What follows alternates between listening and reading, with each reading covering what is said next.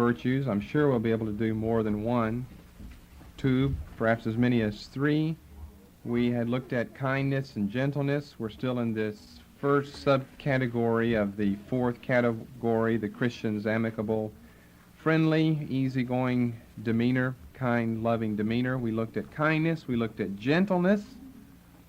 We come to goodness to begin with this evening. One writer, Dewar, states that Christianity, I quote, let loose a vast, refreshing tide of kindness upon a world in which cruelty abounded. And goodness, we could say, is the practical side of kindness. Therefore, there's an extremely close relationship between kindness and goodness. He said, Christianity let loose a vast, refreshing tide of kindness upon a world in which cruelty abounded. If you noticed, and it was either this morning's paper or yesterday's paper of the individual who was executed, and he was executed for the crime of murdering a man and raping his wife while the man lay there and bled to death. That's cruelty. To rape his wife with his last dying breaths there, he's beholding that. That is animalistic cruelty. Kill the man, he bled to death, and raped his wife just before the man died. And he didn't exactly seem like he wanted his just reward, what he deserved, which is the electric chair, as a result of doing something like that. Well, of course, it still exists today. We still live in a world that abounds. It has almost, we could say, more than its share of cruelty. But one thing that has helped temper the whole business of human suffering and human cruelty out there has been the message of Christianity. The greatest missionary, the greatest charitable endeavors of the world have been done under the influence of biblical Christianity. Charitable, why is it that it's Christianity? We know that a lot of this, breaks down to nothing but religious works that they're involved in, but why is it that it's Christianity? It's not the Islamic movement, it's not Hinduism. Why is it Christianity is known for its benevolence? It's known for its kindness. Why is it Christianity is the group from which we see the soup kitchens arise, gathering together clothes for the poor, collecting food for the poor, collecting money for the poor? Why is it all these things originate in Christianity? They never have in any other religion, and that even includes Judaism, because the Jews were supposed to, basically be kind to one another, and kind to others as well. We'll get into that question of love of neighbor versus hatred of enemy more later in Israel's past, but there were nevertheless, whatever we say about that, there were nevertheless certain nations that Israel was prohibited having any intercourse with. So it wasn't true in Judaism. It's not been true in other religions, but it's been true in Christianity. We're dealing with a movement that has the power of changing man to such a degree it makes man what man is not at all, and that is a kind person. A person is not kind. A person is not kind without Christianity. A person is not good. Goodness, we're saying, is the practical side to kindness. It's the working out of kindness. We saw with kindness that we're talking about a benevolence of heart, thought, and deed toward the undeserving. But notice how we first of all majored upon the aspect that kindness is benevolence of heart and thought. When you think of a person being kind, deeds of kindness I don't think come to one's mind as quickly as does a thought of the person's character or disposition. A kind man is something, in other words, kindness is almost something that is internal. Goodness almost is something that is external. That's the practical working out, the practical manifestation of inner kindness. Therefore, if kindness is a benevolent disposition toward the unworthy, only with a minor concluding shade of accompanying works of kindness. If kindness is a benevolent disposition, if kindness is benevolence, goodness is beneficence. One is a disposition, a thought, a desire, a will. One is an action. And it seems as though this is how we're to understand these terms. I'll say that again here in a moment. But let me say something to begin with now, because I can see we're running into it right now. We're going to run into it more in the future. And that is, it becomes increasingly difficult, depending on what words we're speaking of, and we'll be speaking of new ones and different ones as we move along, to make across the board clearly distinguished divisions between X virtue A and X virtue B. That may be due to the fact of the unity of the virtues as all being spoken of in the singular as the fruit of the Spirit and not fruits of the Spirit in Galatians 5. In other words, if I were not telling you this, what would you say if I said, what's the definition of kindness versus the definition for goodness? They sound essentially the same. I mean, you think, well, kind means, well, go ahead and say it. Kind means what versus good means what? A good person's a kind person. A kind person is a good person. What's the distinction? What's the distinction, for instance, between compassion and sympathy? A person who is sympathetic, and there's a good Greek word for that term. A sympathetic person versus a compassionate person. It's very difficult to make a unilateral distinction between compassion and sympathy, biblical compassion. Same is true with things like goodness and kindness. But it seems as though this is what we should think of, that kindness is benevolence, goodness is beneficence. Kindness is benevolence of thought, goodness is benevolence of activity. Now, kindness seems to have, that's why I added in last time, and I've already rehearsed that again now, it seems to have a minor concluding shade of manifesting works of kindness. But kindness as such is an inner quality not seen in works. I'll say it that way. Goodness as such is the practical outworking in one's life of kindness. So I have it said this way: kindness is benevolence, goodness is beneficence. If you don't know what those words mean, you can look them up in the dictionary then. But obviously, beneficence must mean goodness, and benevolence must mean kindness. And I think you'll find there's a big distinction between benevolence, that's in thought, in disposition, in character, and beneficence, beneficence, that is in deed, or as in work. Over in Acts chapter 11, we might as well look at this. It's always been an interesting verse to me that a man was distinguished by this fruit, this character. Acts chapter 11, of course, with Barnabas here. Acts chapter 11 in verse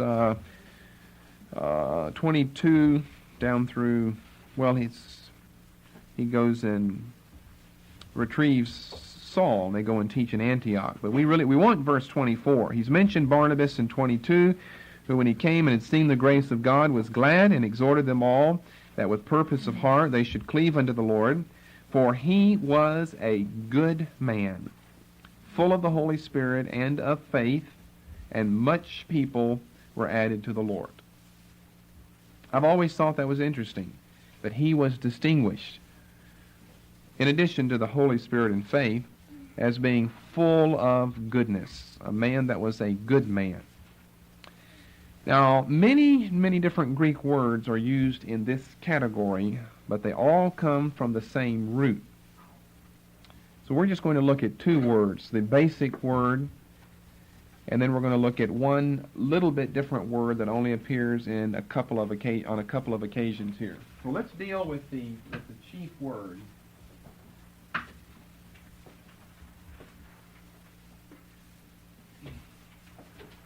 Agathos. Agathos.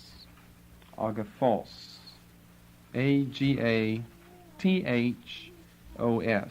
Agathos is the adjective that's translated good 102 times in the New Testament. So it's a frequently recurring word, agathos. And we have other words that are all derivatives of this essential term here that have something to do with goodness. We're not going to look up those 102 times because many of them are found in a non-virtuous context. That is, we're not speaking in that context of Christian virtues. The term that we will look up a few references for comes from this. It's agathosune. Agathosune. Agathosune.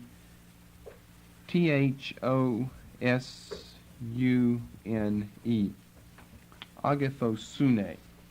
It's only found 4 times.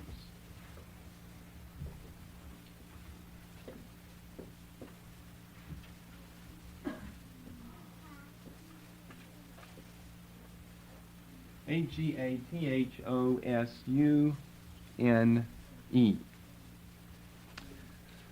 Basically, the word means moral excellence. Notice it has the A-G-A-T-H beginning. Basically, it means moral excellence. That means it must be a term like virtue then. That's what virtue means, moral excellence. Let's look and see where it's used. First of all, it's used in Romans chapter 15. Always by the Apostle Paul. We're back to Paul's writings now. Romans chapter 15 and verse 14. It's translated goodness here, which is a good translation. I myself also am persuaded of you, my brethren, that ye also are full of agathosune, filled with all knowledge, able also to admonish one another. Romans 15:14. So the church at Rome, or saints in the church at Rome, Paul said, you are full of agathosune. You are full of goodness. You are full of moral excellence. You are full of large-heartedness. Indeed, of course, we're talking about indeed toward others. Galatians 5:22. This happens to be the term that's found over in the fruit of the Spirit passage. Galatians 5:22. The fruit of the Spirit is love, joy, peace, long-suffering, kindness, agathosune, goodness, faith, meekness, self-control. Against such there is no law. You're probably seeing by now just how non-complete this listing is here in Galatians 5:22 and 23. Practically everyone that I've ever met in Christian circles, they all think that there are 9 fruit of the Spirit. And they're found right here in Galatians 5:22 and 23. But that's a real shallow interpretation, real shallow means of interpretation to think that this group is not meant to be representative, but meant to be inclusive. Therefore, it would contain everything. Hardly is that true, but it does contain our word agathosune here. Ephesians chapter 5 and verse 9, the fruit of the Spirit, or the fruit of light, as we know now, Ephesians 5:9, is in all agathosune and righteousness and truth, is in all goodness, which makes that verse a little difficult to interpret. We're not trying to get into interpretation of all of these verses, just looking at where they appear. And for the 4th and final time in 2 Thessalonians 1 and verse 11. 2 Thessalonians 1:11, if you'll be turning there. So we see it appearing only 4 times in the New Testament. It appears 16 times in the Septuagint, by the way.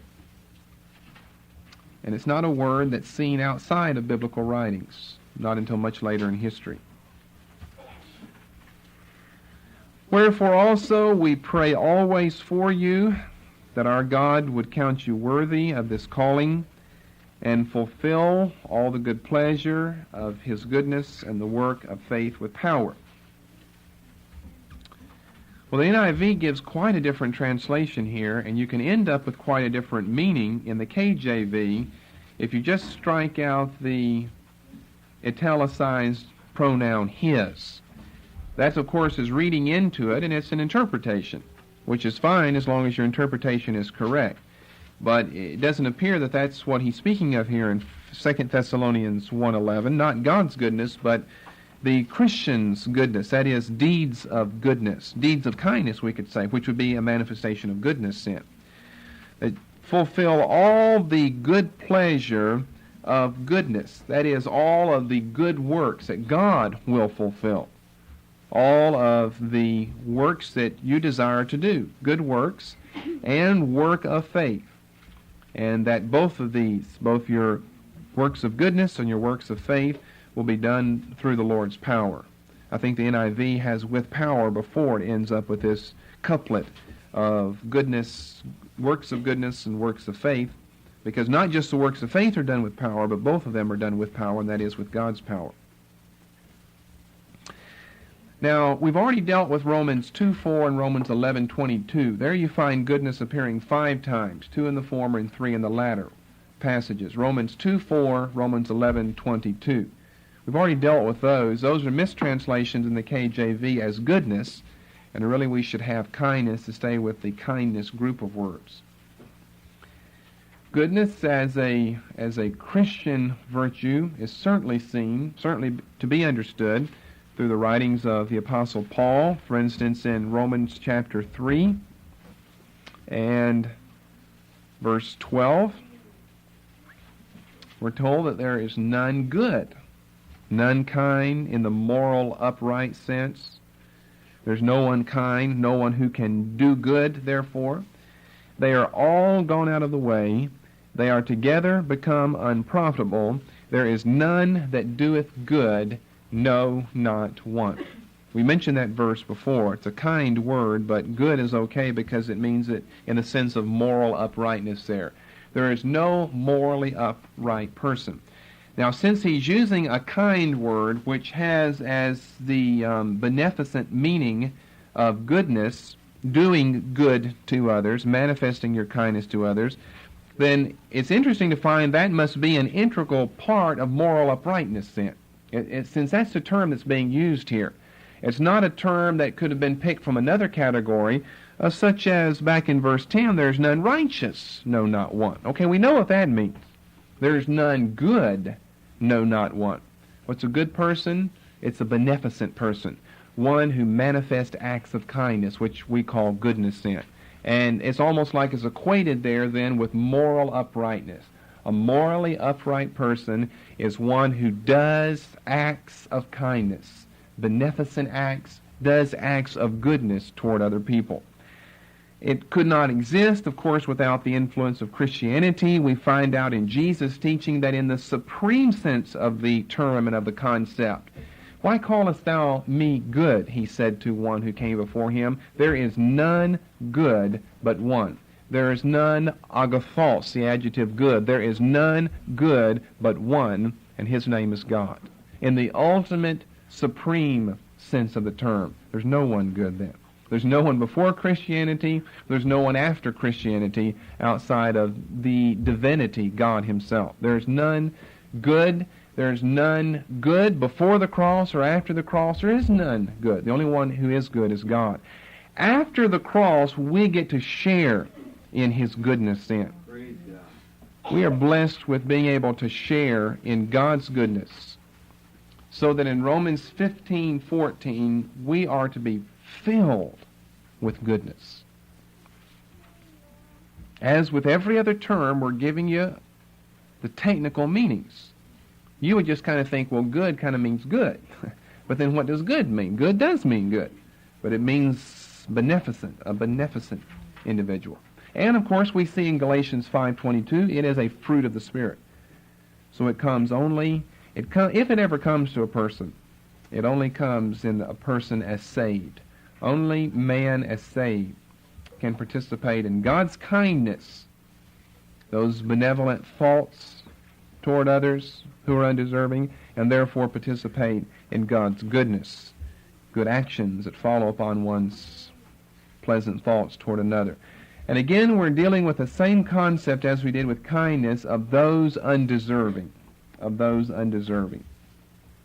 Now, of course, that doesn't mean that the Scriptures do not teach we should be good to one another. But as I said with kindness, since kindness doesn't really deal with one another, but kindness deals with those that are unworthy, that's the most difficult area to be kind. Therefore, the biblical assumption is if you can be kind toward those people, you can be kind toward anyone. If you can be good, manifest acts of goodness toward those who are undeserving, then how much more should you be good toward those who are saved, fellow Christians in the church? So don't think in your mind now, just because we're dealing with concepts that seem to be speaking of those who are undeserving, that then you could fail to be kind or fail to be good to one another and escape the punishment of God. Because, of course, we couldn't.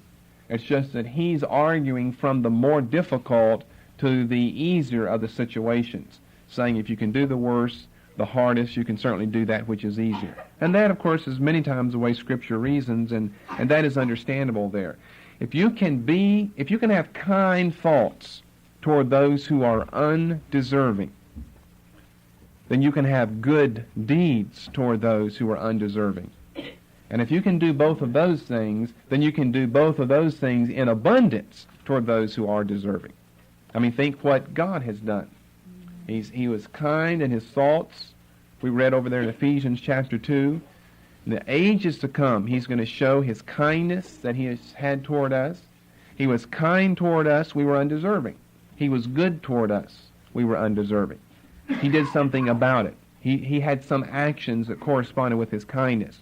And now that that has all been done, and look how he just pours his kindness and his goodness upon us.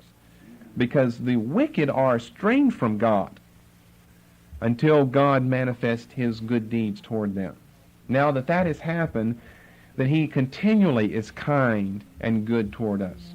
We're encouraged to taste and see the Old Testament, how good the Lord is, the New Testament, how kind God is. Therefore, my point in saying that is, since we see after our conversion experience how he just continues to multiply his kind, benevolent thoughts toward us and his beneficent good deeds toward us since we're saved now, then the parallel should extend itself in our relationships with one another. It's one thing to be kind in thought, to be good in deed toward those undeserving out in the world. And we're commanded to do that.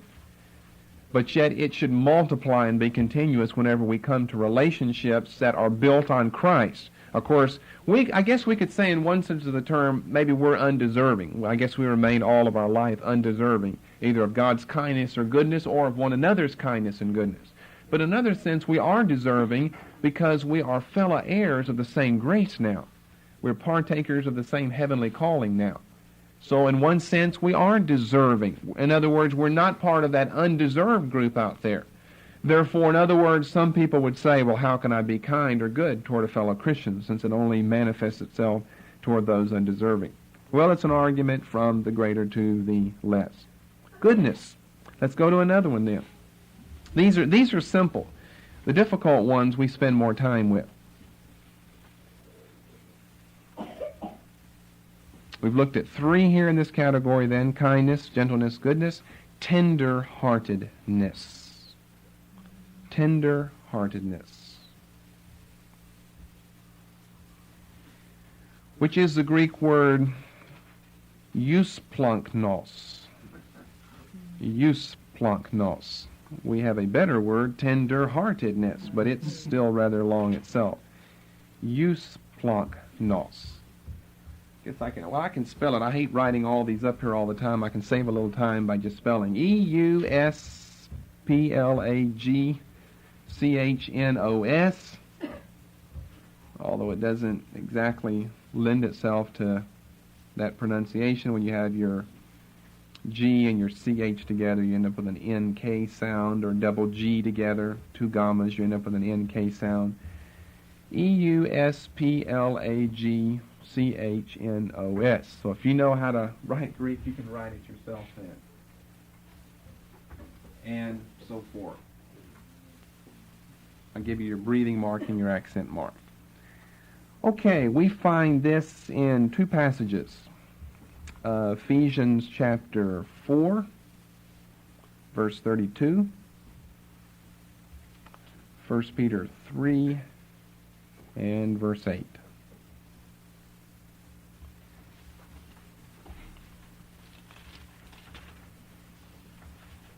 Let all bitterness and wrath and anger and clamor, evil speaking be put away. Be ye kind one to another, our kindness terms. Be ye kind one to another, tender-hearted, forgiving one another, even as God, for Christ's sake, hath forgiven you. And then over in 1 Peter chapter 3 and verse 8. Finally, be ye all of one mind, having compassion one of another, love as brethren, be pitiful, be courteous. Here's a verse we'll have to doctor a little on by the time we're through with it in the KJV, and I might add in the NIV as well. I think you'll find that in both places the NIV translates it as compassionate. Be compassionate toward one another. Ephesians 4:32. Be compassionate. 1 Peter 3 and verse 8. So, what are we going to do with that? We're going to come to compassion and sympathy later on. And it's a whole complex group of words whenever we get to mercy and compassion and sympathy. And the words for compassion are very, very, very similar because of the Greek thought of the origin of emotions in the area of one's spleen, in the stomach, in the bowels, as KJV says, in one's spleen. Then you have this word splanknos. That's the end of this word that we're just giving you here. Eusplanknos. And there we're dealing with just the word really of splanknos and not eusplanknos. Therefore, since we're dealing with a different term, we've got a prefix, an EU beginning prefix on this, and I don't know that going the compassionate way in NIV in these two passages is the best thing to do. Literally, the Greek means having a good heart. Eusplanknos. Literally means having a good heart. It's been said by some that the tender connotation is of Jewish origin and not classical Greek. And that may well be true. Therefore, we're dealing with the whole question of from which point of view is Paul writing in Ephesians and Peter in 1 Peter 3 and verse 8, from the classical Greek point of view or from a Jewish point of view. NIV says it doesn't really matter, but NIV is assuming, I guess, from a classical point of view, and therefore it translates these words as compassionate. But what I'm saying, in short, if I haven't already confused you by now, maybe I'll do it in this sentence, maybe I'll reduce it in this sentence. The compassionate terms as such are going to come from the same category, but they're going to be spelled in a different fashion. So we'll save that for the future. Therefore, let's leave this as tender-hearted or tender-heartedness and not compassionate, because we'll deal with that later. So we're told in two places, in two classifications of Christian virtues. Be tender-hearted, be kind, tender-hearted, forgiving one another. 1 Peter 3. Finally, be of one mind, having compassion one of another, love as brethren. Be tender-hearted. Translated pitiful in the KJV. And you know what we mean by pitiful. That is a pitiful person over there. We don't mean tender-hearted. We mean pitiful. But what's the origin of that word? A person rather, full of pity for someone else. A pitiful person. But now it's gone from the subjective to the objective sense in the English language, the term pitiful. See, originally the word pitiful meant a person full of pity towards someone else, therefore tender-hearted person. Now, we don't mean that the person themselves is full of pity. We mean that person that they're looking at needs to have some pity shown on them because they're such a pitiful individual. So the whole meaning has changed in the English language for the word pitiful. So we can't have pitiful there in the KJV. We'll have to go to tender-hearted.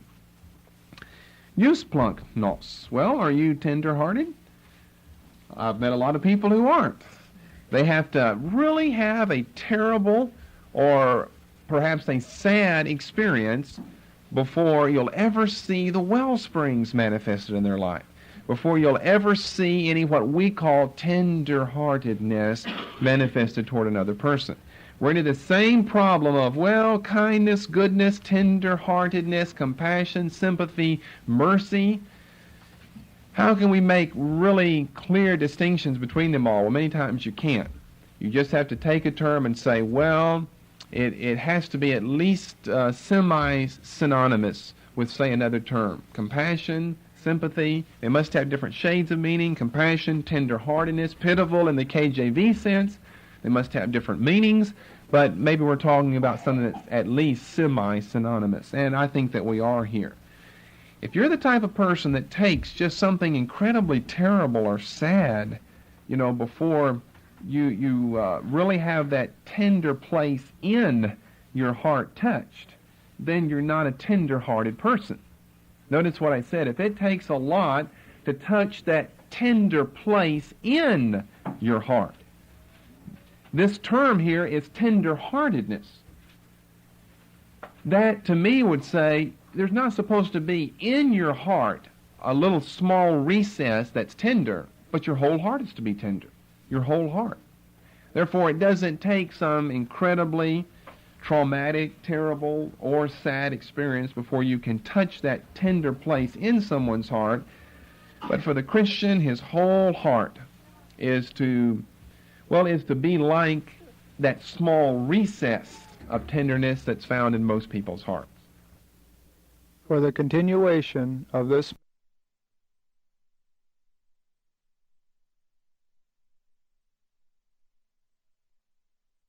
is to be like that small recess of tenderness that's found in most people's hearts. I guess we could say most people have some measure of tenderness in their heart, but are they tender-hearted? No. A measure of tenderness found somewhere in their heart that can be triggered by certain sad situations, by a certain pitiful condition that they see someone else has fallen into. Then that triggers a little small recess in their heart where they keep maybe a little vial, an ounce worth of tenderness there. That seems to be opposed to, and as a result, we have this word and this concept, this Christian concept of tenderheartedness, because it's opposed to what God means by this. Having a small recess or having your whole heart a tender heart. A tender heart, we said literally, it means having a good heart. If we take the tender connotation from Jewish sources, then we mean that which is opposite from callousness and from being cold. People are cold. We speak of a person being calloused in their heart. You can't reach the person. You can't reach their emotional aspect of tenderness or of tender-heartedness in their life. So tender-heartedness is the opposite of being callous or being cold. Sometimes the Scriptures speak of God's tender mercies that He's had on us. You remember that phrase? His tender mercies. It's because God's whole heart, speaking as a man, is one of tenderness. It's one of compassion and sympathy. We'll look at those terms later. It is one of tenderness.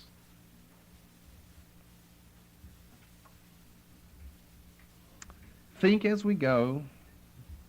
Think as you write. Don't just write all the Greek concepts and verses down. Think of yourself. Are you a tender type person? A lot of people become hardened. I mean, it's the opposite, I guess we could say, of being a hardened individual. Hardened by life. Hardened by other people's failures around them. Hardened by experiences episodes in their life where you attempt to extend goodness or kindness to someone and only to have them throw it back in your face. And so what happens over a period of time? You become cold toward people then. Your heart becomes calloused. It has calluses on it. You become a very hard-hearted individual. Hard-heartedness, tender-heartedness, they're obviously opposites of one another. One aspect in Scripture speaks of a heart of stone. The other speaks of a heart of flesh. Flesh is pliable. It's tender. It can be reached. It can be touched. Can be changed, controlled. And the other can't.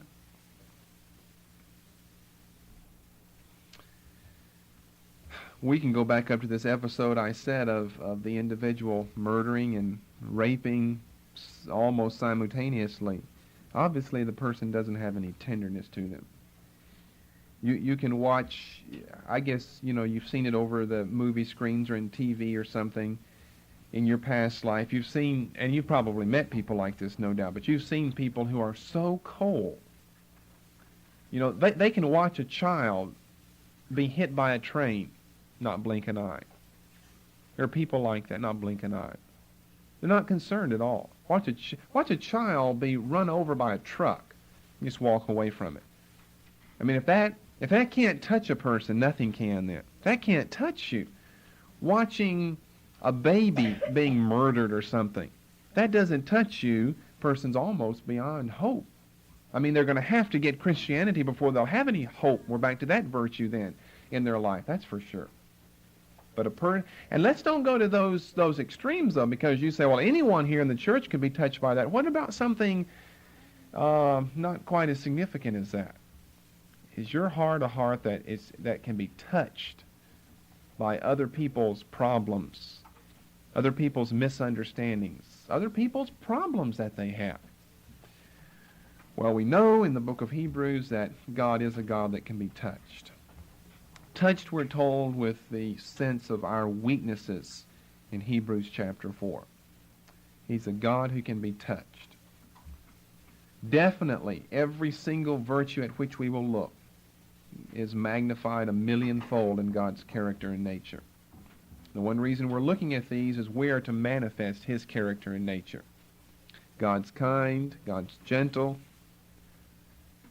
God's good, God's tender-hearted. Tender-heartedness. What about Acts chapter 9? Saul, the blasphemer, the murderer, the one who killed the disciples of the Lord. And that sentence, Saul, Saul, why persecutest thou me, doesn't sound harsh at all. Doesn't sound cold. Doesn't sound hard. It's a tender-hearted statement to Saul. Saul, Saul, why persecutest thou me? It is hard for thee to kick against the pricks. Acts 9, I think Paul's conversion comes as a result of God's tender mercy shown upon him. Other places we see the term grace used. Other places mercy. Other places tender mercy. Other places God's compassion. Other places God's long-suffering. Other places we think of tenderness being seen in the heart of God. Let's go to another term.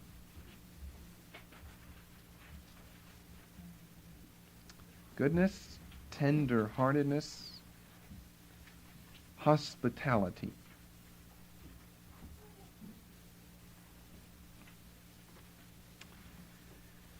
We'll look at a couple of Greek terms here.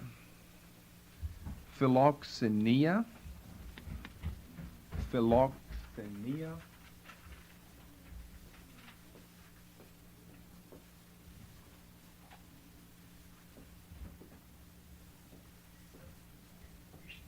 Philoxenia. Philoxenia. Phloxenia.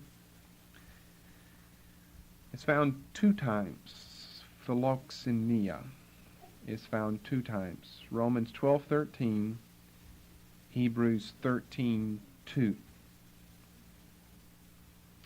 Then the second term, philoxenos.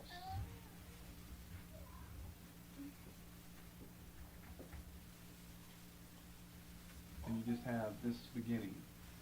Philoxenos.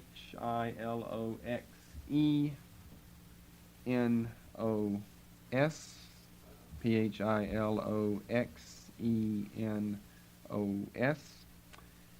is found 3 times. 1 Timothy 3:2, Titus 1:8, 1 Peter 4:9.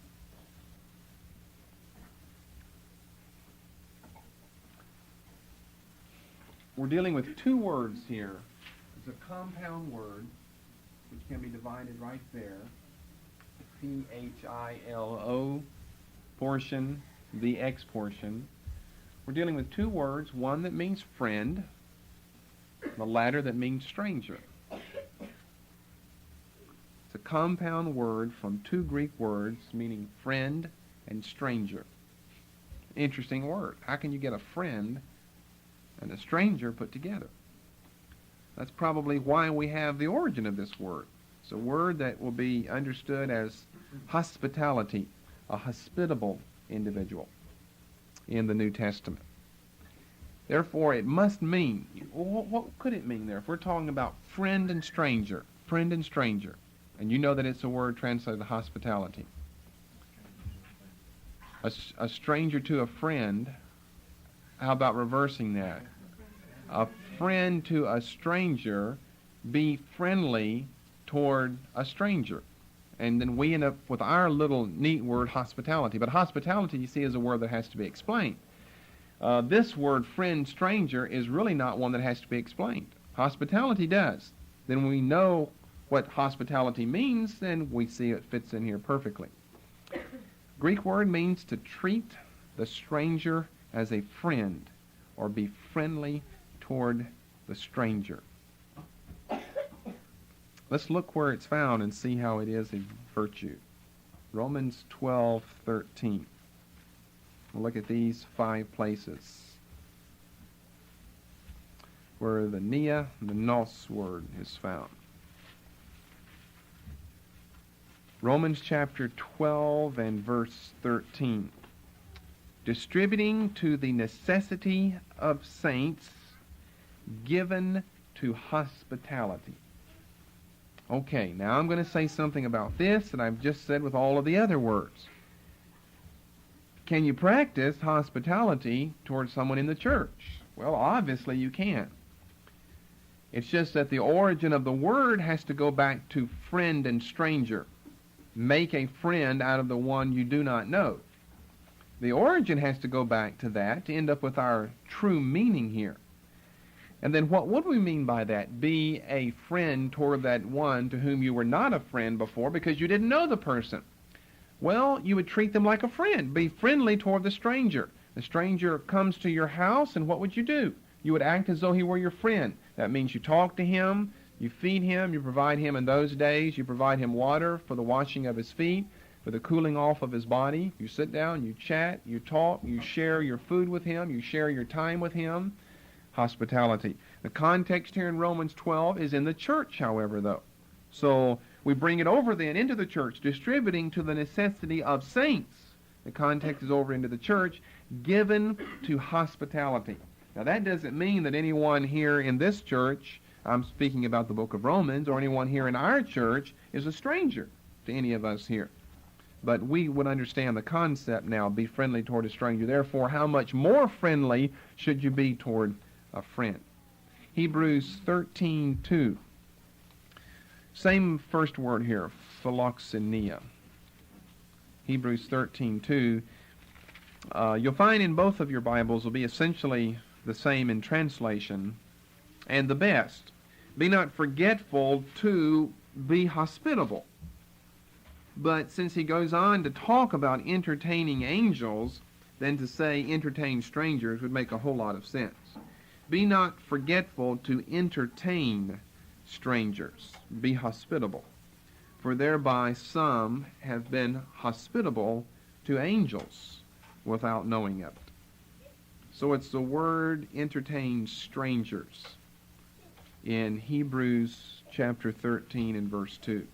Let brotherly love continue, and be not forgetful. See, this is a command to us. Be not forgetful. Don't forget. In other words, it's a tendency one has to forget. You get busy, and you neglect being hospitable toward, here the context is strangers. In Romans it was fellow friends, fellow Christians.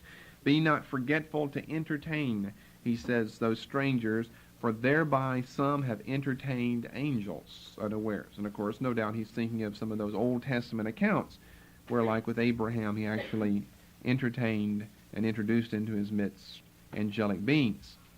Then the other term, the second term, is found in Philippians, or rather 1 Timothy 3 and verse 2. We'll look at that passage to begin with. 1 Timothy 3 and verse 2. It's one of the qualifications here for the bishop. A bishop must be blameless, the husband of one wife, sober, sound-minded, of good behavior, given to hospitality, given to being friendly toward strangers. Interesting qualification for a pastor then. Titus 1:8. It will be found in that context again. Titus 1:8. Bishop must be a lover of hospitality, one who loves to practice hospitality. Then 1 Peter chapter 4 and verse 9. Here we definitely find it, more specifically than the Romans 12:13 context, of Christian doing it to Christian. Use hospitality one to another without grudging. Okay, now we're picking up several aspects of this term then. We see in the first place that you should just treat a person who's a stranger, make him feel totally at home as though he were a friend. Some people have that ability. Some people have the ability just to have a rapport with people that they meet right out on the street. They find out kind of almost instantaneously where that person is, from where they're coming. And then you blend right in with them and treat them as though they're a friend. We see that. We see over in Hebrews 13, there's a tendency to forget this. Why? Obviously, you get busy. He didn't have to, in these Old Testament examples here, these men didn't have to, like Lot, come and see these angels and allow them to come in. He could have just failed to notice them entirely. Abraham could have just failed to notice the men, the Lord and the two angels, and allow all three of them to walk by. We see that aspect. We see in the third place the point here concerning not doing it grudgingly. Use hospitality one to another without grudging, complaining, murmuring, wishing, in other words, that you didn't have to do it. Now, where would this apply? Well, maybe in the refrigerator area it would apply. Use hospitality without grudging. Use hospitality without grudging. Now, in those days, I guess we could say it was especially an important mark of early Christianity because of the lodging and traveling arrangements they had. You would many times stop out in the town square somewhere, and a hospitable person would have to take you in. And so it was a very, very important mark of early Christianity. Over in 1 Timothy chapter 5, those widows spoken of as being qualified to be taken into the number of widows in the church had to have all of these good works. Have you lodged strangers? One of the qualifications found in 1 Timothy 5. Brought up children, lodged strangers, washed the saints' feet. You find it over there in 1 Timothy chapter 5. It was a very, very important virtue for them to manifest. But the same is true today. Yes, you do have local inns and restaurants that you weren't blessed with in abundance in those days that people can go to, and therefore you don't have to show your hospitality, but it can be shown in so very, very many different ways. Besides Acts chapter 5, or 1 Timothy 5 and verse 10, we have Acts chapter 4, verses 34 and 35, where we see the concept of hospitality. Acts 4, 34 and 35. Neither was there any among them that lacked, for as many as were possessors of lands or houses sold them, and brought the prices of the things that were sold, and laid them down at the apostles' feet. And distribution was made unto every man according as he had need. In chapter 16 and verse 5,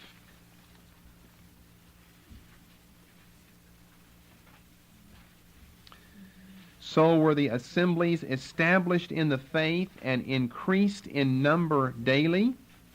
These assemblies have to be opening their doors to provide for the Apostle Paul and others traveling with him as Paul comes around.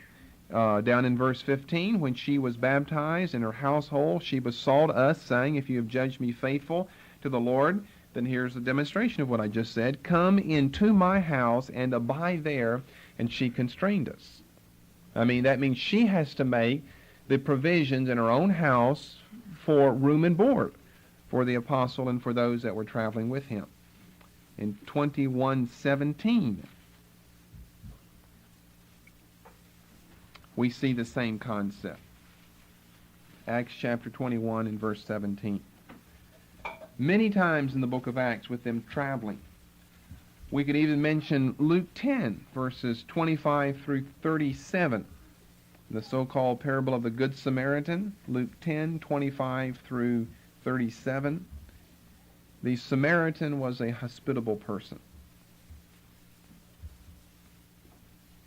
Now, while we're here, and before I say any more about this, let me just mention a couple of other English words that fit here. In Acts chapter 27, Acts chapter 27 and verse 3, we have the word philanthropos. Acts 27 and verse 3. Philanthropos. Philanthropos.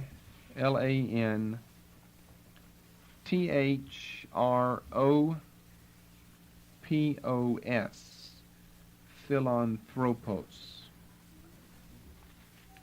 Acts 27 and verse 3. And notice it's somewhat similar to these words that we're discussing now. Julius courteously entreated Paul, gave him liberty to go into his friends and to refresh himself. Courteously is probably an okay translation there, Acts 27 and verse 3. But then if you go over to chapter 28 and verse 7, we have another word, philophronos. Philo, philophronos. Phronos. Philo,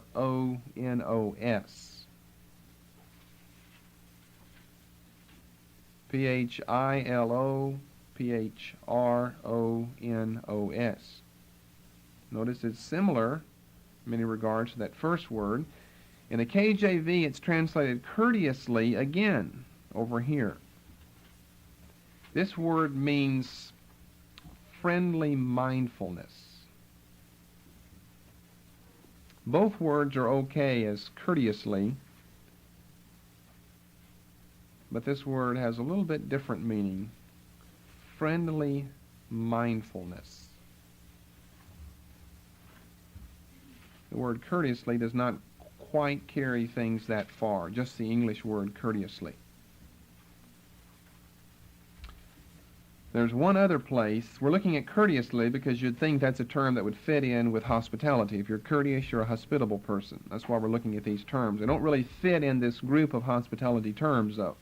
But anyway, we'll leave them as courteously. In one other place, the KJV, following some manuscripts, has courteous in 1 Peter 3:8. And here we have the word philophrone. That's following some manuscripts. Philophrone. Philopphron. Philopphron. Which would put it in the same category as the Acts 28:7. Just look at your words there, and you've got essentially the same word. Would put it in the same category as friendly mindfulness, Acts 28 and verse 7. But the better manuscripts have another word here, different type word, not courteous. And we'll get to that later, probably in the next message. We'll get to that term. So we're just clearing up the courteous passages in the KJV. 2 is courteously, which are essentially okay, Acts 27:3 and Acts 28:7, and 1 as courteous, which is not okay, in 1 Peter 3 and verse 8. Okay, let's kind of sum up a few things about hospitality then, particularly pointing out its application as far as we're concerned. Now, since the word means to treat the stranger like a friend, and since we chiefly see that brought to pass, for instance, in early Christianity, in a sense of lodging and food, room and board, traveling, if you will, while someone was traveling, then that certainly is to be how we should understand the word, not to restrict it to that, but it's certainly the way we should understand the term. And you think about in your own life, and you think about in this church, how often are the occasions to practice hospitality. And what are we told? And some of you are very, very hospitable people. And then maybe some others of you, then you need to work on that 1 Peter 4. Use hospitality one toward another without grudging. I can remember a time where we were having some people over, and they ate all of our food, all the food that we had. They ate all of it. All of it. So then you think, well, bless God, why should we be so hospitable toward people when they eat all of your food? But that's the whole purpose in hospitality. Be hospitable. Entertain, well, these were friends, by the way. Entertain a friend like a friend. Entertain a stranger like a friend. If he's a friend, then really entertain him as a friend. I don't know. There are some times, maybe, I think some of you know what I'm talking about here. You feel real uncomfortable whenever you go over someone else's home. I have found, I guess this is probably generally true with human personality, that you feel more comfortable in your own environment because it's your home. You can do what you want, eat what you want, drink what you want, and you get outside of your little world, your little environment, and all of a sudden you see you're put on the defensive then whenever you're over someone else's house or with someone else. You think about this. This is something I've been wanting to get around to here. It's fairly significant. That should not happen in Christian circles. Whenever you're outside of your own little environment and you're in someone else's, they should have you incorporated into their environment as though you're a member of the family. That's what hospitality is all about. And some people are exactly like that. I mean, some people, they don't offer you a glass of water. You might be thirsty. You drop by their house that day. They offer you no water, no food, nothing. I remember a case where we had some people over, it's not that long ago, a year or so ago, I guess. Another story I've been wanting to tell. It involved a sister and a brother and their family here in the church. They dropped by on a Saturday right around dinner time, which was just great, you know. We can always divide the food into smaller portions if we have to, so that everybody gets fed then. But my problem with that situation, I never told them this. If they know who I'm talking about, then they can get the message from this, and they can think about Christian hospitality. Whenever they showed up, the sister involved was just exhausted because of a lot of work she had been doing prior to that time. And my wife was right, I guess, in the midst of fixing dinner, and she came in and pitched in and did her share and everything. And I know my wife and I were talking later about that. I said, we've got to make sure that people realize that this home is their home. And the best thing, you see, I don't guess someone would even think of doing this because they'd think, boy, there's no tact or anything involved. But you do it at your own home, though. What that sister should have done was to ask, you have a bed somewhere where I can go and lie down while you fix dinner here? That would have been great. That's what I would have wanted her to have done or said. But you've really got to know what hospitality is all about. Wouldn't you do that in your own home? Why not do it in someone else's? If you've got a perfect relationship going between the two families or the two people, you're not taking advantage of someone in a situation like that at all. You understand what I'm saying there? Amen. I'm sure she would have felt awkward to say, can I just go lie down somewhere until dinner is ready? That would have been the perfect thing to say. I wasn't even around. I didn't even get there to the house. I was out fishing is what I was doing that evening. And so I didn't even get there until after all of this was already done and over with. But I think about this a lot, and I watch and see how others relate to things and how others respond to things. And Christian people should be just extremely hospitable people, where you make the stranger as though they're a friend. Where you make, if they're already a friend, where you make the friend as though they're a part of the family. So one of the qualifications for a pastor is to be one who loves hospitality. Now, I don't have all the time in the world to come downstairs maybe and chat all day with somebody, or to always be having people over for dinner all the time, but I can say from this pulpit to everyone, our home is your home. Whenever you're at our home, our food is your food. Our drink is your drink. Our water, our milk, our juice, whatever it is that costs us money is yours. It should be that way. And people get so stiff. I'm trying to make a point here. People get so stiff. I like it whenever I'm over someone's house, and because of their hospitality, you feel free to go open the refrigerator if you're thirsty. Their refrigerator is your refrigerator. Not to abuse, but if we're talking about mature Christianity, you won't be abusing anything, though. That should be true. That's true around our house.